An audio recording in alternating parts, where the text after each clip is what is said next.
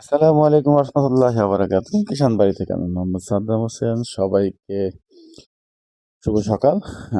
সকালের সুপ্ত শুভেচ্ছা ও অভিনন্দন জানিয়ে আজকের ভিডিও। ফ্রেন্ডস, আমি গতকালকে শেয়ার করেছিলাম আমি 12 কাঠা জমিতে একটা ধানের ক্ষেত করতেছি। তো আজকে হচ্ছে ধান ক্ষেতের আসলে থার্ড ধাপ, মানে তৃতীয় অধ্যায় বলা যেতে পারে। আজকে ধান লাগানো হবে, বাসই দেয়া কমপ্লিট। তারপর হচ্ছে আপনার জমি লেভেল করাও তো কমপ্লিট, পানির যে সামঞ্জস্য সেটাই কমপ্লিট। আজকে মজার বিষয়, দ্য ফার্স্ট টাইম আমি মাঠে বসে খাওয়া দাওয়া করতেছি। এরা সবাই আমার রিলেটিভ, আমার আসলে আত্মীয় স্বজনের মধ্যে সবার সাথে বসে ধান খেতে খাবার, এর যে কি একটা আনন্দ। ফ্রেন্ডস, মাঝে মাঝে চেষ্টা করবেন গ্রামের বাড়ি ঘুরতে যেতে এবং মাঠে এরকম যদি সময় হয় কোনো চাষাবাদের সাথে রিলেটেড থাকেন এবং সময় হয় খাওয়া দাওয়া করতে, তো সেক্ষেত্রে করবেন। এটা একটা ডিফারেন্ট আনন্দ।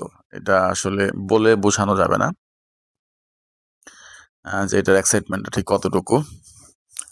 মুরগির মাংস রান্না করা হয়েছে, সাথে হচ্ছে এখানকার প্রসিদ্ধ খাবার ঘাটি, এটাকে বলা হয় ঘাটি। এটার মধ্যে কচু, তারপর হচ্ছে আপনার মিষ্টি কুমড়া, তারপর হচ্ছে মুরগির আর কি ওই যে কি বলে গিলা, কলিজা, একসাথে সবকিছু মিশিয়ে প্রসিদ্ধ ঘাটি।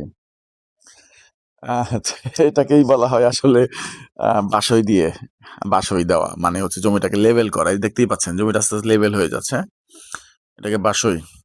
সবকিছুই শুরু থেকে শিখতেছি। আলহামদুলিল্লাহ, আমার জন্য সবাই দোয়া করবেন। আমি খুব এনজয় করতেছি এই যে গ্রামের পরিবেশ, এই সৌন্দর্যর আসলে মানে বলে বোঝানো যাবে না। তবে বাসই টানা কিন্তু একেবারে সহজ না, বেশ কষ্ট করে একটা কাজ। তবে এটা শরীরের জন্য বেটার। আপনি কৃষিকাজ করলে আপনার শরীর খুব ভালো ফিট থাকবে। এটা মানে পরিশ্রম করলে বেসিক্যালি সর্বদাই শরীর ভালো থাকে। এটা একেবারে ন্যাচারাল একটা ব্যাপার। আমাদের প্রত্যেকেরই উচিত একটু যথেষ্ট পরিমাণে পরিশ্রম করা। পরিশ্রম করলে শরীরটা ফিট থাকে। বাসা দিচ্ছি, সাথে কিন্তু আমার কাকা, আমাদের আমিনুল কাকা, আমার খুব ফেভারিট একজন কাকা। উনি প্রচুর পরিশ্রমী লোক। তবে কাকার একটা বদ অভ্যাস আছে, উনি অতিরিক্ত ধূমপান করে।